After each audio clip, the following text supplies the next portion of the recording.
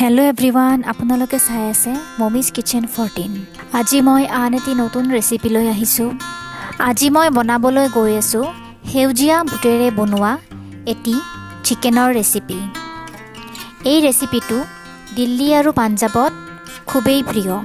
ৰেচিপিটো বনাবলৈ মই প্ৰথমতে মিহি মিহিকৈ কাটি থোৱা পিঁয়াজখিনি এনেদৰে অকণমান ফ্ৰাই কৰি ল'ম।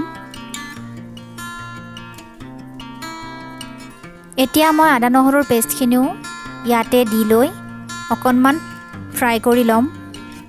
অকণমান সময় ফ্ৰাই কৰাৰ পিছত মই সেউজীয়া বুটখিনিও কেৰাহীতে ঢালি দিছোঁ। বুটখিনি ভালদৰে মই পিঁয়াজৰ লগত মিহলাই অকণমান সময় ফ্ৰাই কৰি ল'ম। মই যিহেতু দিল্লীত থাকোঁ, ইয়াতে সেউজীয়া বুটেৰে বনোৱা চিকেন বহুত মানুহকে খোৱা দেখিছোঁ। আৰু এই চিকেন ৰেচিপিটো দিল্লী আৰু পাঞ্জাৱত খুবেই প্ৰিয়। এই ৰেচিপিটো আচলতে পাঞ্জাবী ৰেচিপি হয় আৰু পাঞ্জাৱত ইয়াক চলিয়া চিকেন বুলি কোৱা হয়। এতিয়া মই প্ৰয়োজন অনুসৰি নিমখ দি লৈছোঁ আৰু অকণমান হালধিও দিছোঁ। ভালদৰে অকণমান মই মাংসখিনি লৰাই লৈছোঁ।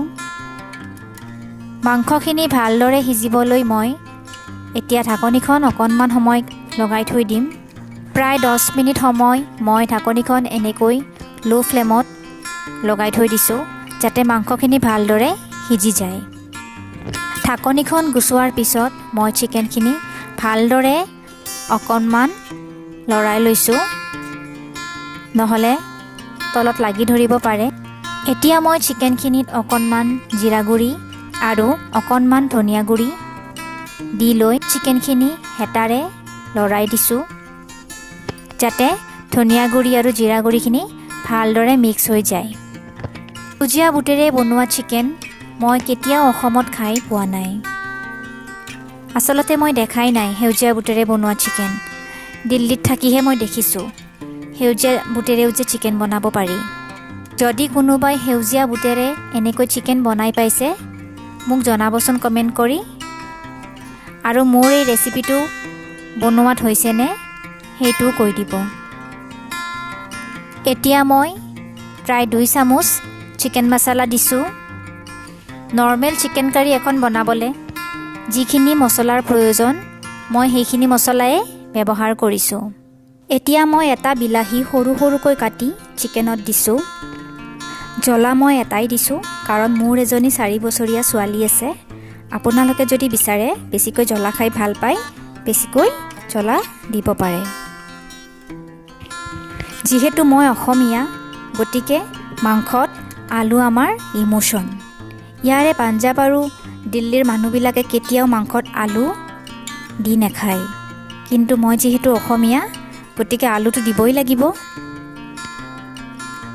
মাংসত এনেকৈ আলু কাৰ কাৰ প্ৰিয় জনাবচোন। মোৰ কিন্তু খুবেই প্ৰিয়।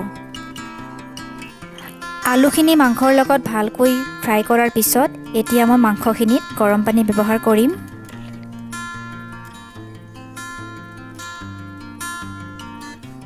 মই অকণমান সৰহকৈ পানী দি লৈছোঁ, যাতে মাংসখিনিৰ লগত আলুখিনি আৰু বুটখিনি ভালদৰে সিজি যায়। এতিয়া মই প্ৰায় 10 মিনিট সময় ঢাকনিখন এনেকৈ লগাই থৈ দিম। 10 মিনিট পিছত ঢাকনিখন উঠাই মই বুটখিনি ভালদৰে সিজিছেনে নাই এবাৰ চেক কৰি ল'ম। চিকেনখিনি ভালদৰে এনেকৈ উতলিব লাগিব। ভালদৰে উতলিলে চিকেনৰ জোলটো খাবলৈ বৰ সোৱাদ লগা হয়। এতিয়া মই হাতেৰে এটা বুট এনেকৈ মোহাৰি চাইছোঁ, প্ৰায় সিজিছেই। আৰু 10 মিনিট মই থৈ দিম উতলিবলৈ। 10 মিনিট পিছত চলিয়া চিকেন, মানে সেউজীয়া বুটেৰে বনোৱা চিকেন ৰেডি হৈ যাব। এয়া চাওক, দিল্লী আৰু পাঞ্জাৱৰ ফেমাছ চলিয়া চিকেন ৰেডি হৈ গ'ল। ৰেচিপিটো যদি আপোনালোকৰ ভাল লাগিছে, প্লিজ মোৰ চেনেলটো ছাবস্ক্ৰাইব কৰি দিব, ৰেচিপিটো লাইক কৰি দিব আৰু আনলৈও ৰেচিপিটো শ্বেয়াৰ কৰি দিব। আজিলৈ এৰিছোঁ, ধন্যবাদ।